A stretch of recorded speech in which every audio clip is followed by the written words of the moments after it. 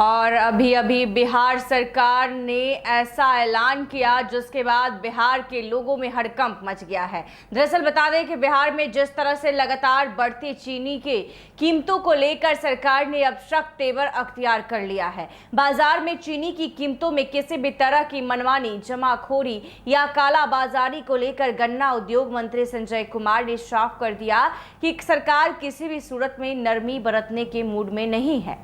मंत्री ने अधिकारियों को निर्देश दिया कि 400 टन से अधिक चीनी का स्टॉक रखने वाले व्यापारियों के खिलाफ प्राथमिकता के आधार पर प्राथमिकी दर्ज कर कानूनी कार्रवाई की जाए।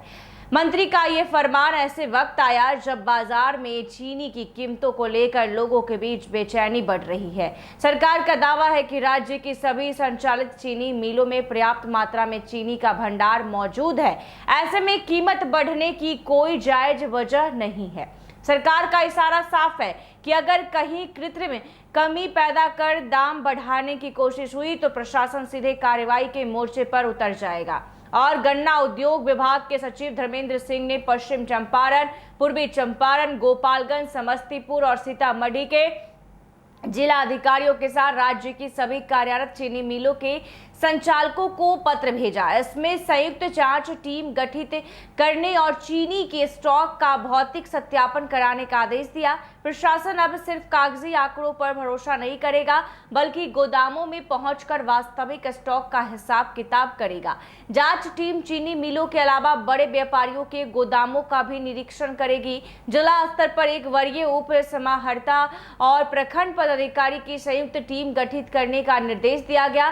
सरकार की नजर खास तौर पर उन कारोबारियों पर है जिनके पास तय सीमा से ज्यादा चीनी जमा है। केंद्र सरकार के निर्देश के मुताबिक 1 अगस्त 2026 से चीनी व्यापारियों के लिए 400 टन की स्टॉक होल्डिंग सीमा लागू की गई है, जो 30 नवंबर 2026 तक प्रभावी रहेगी। अगर कोई व्यापारी निर्धारित सीमा का उल्लंघन करता पाया गया तो उसके खिलाफ कानूनी कार्रवाई की जा सकती है। इतना ही नहीं, चीनी मिलों के स्टॉक को लेकर भी सरकार ने सख्त नियम लागू किया।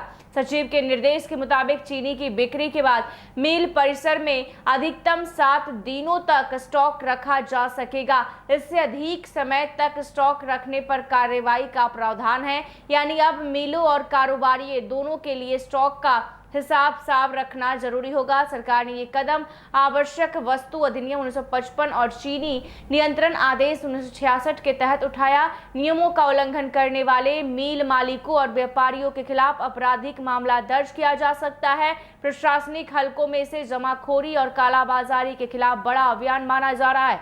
पश्चिम चंपारण, पूर्वी चंपारण, गोपालगंज, सीतामढ़ी, समस्तीपुर और जांच के लिए विशेष रूप से चिन्हित किया गया है इलाका बिहार के प्रमुख गन्ना उत्पादक क्षेत्रों में शामिल है और यहाँ कई निजी चीनी मिलें संचालित होती है। लिहाजा सरकार की निगाह इन इलाकों में मौजूद स्टॉक और बाजार में चीनी की आपूर्ति पर बनी रहेगी। त्योहारों का मौसम करीब आने के साथ चीनी की मांग बढ़ने की संभावना है। ऐसे में सरकार को आशंका है कि कहीं मांग बढ़ने का फायदा उठाकर कारोबारी कृत्रिम संकट पैदा न करे। इसे संभावित खतरे को भांपते हुए प्रशासन ने पहले ही शिकंजा कसना शुरू कर दिया है। और साफ साफ मंत्री संजय कुमार ने 2 टूक में कहा कि बिहार में चीनी की आपूर्ति में कोई कमी नहीं है और उपभोक्ताओं को घबराने की जरूरत नहीं है। सरकार का दावा है कि बाजार में पर्याप्त आपूर्ति बनाए रखी जाएगी और आम लोगों को उचित कीमत पर चीनी उपलब्ध कराने की कोशिश जारी रहेगी। अब निगाहें सबकी टिकी है जिला प्रशासन की कार्रवाई पर कि आखिर गोदाम और मिल परिसरों में निरीक्षण शुरू होगा और उसके बाद जो भी गड़बड़ियां पाई जाएगी उन तमाम व्यापारियों पर शिकंजा भी कसा जाएगा और जो कीमत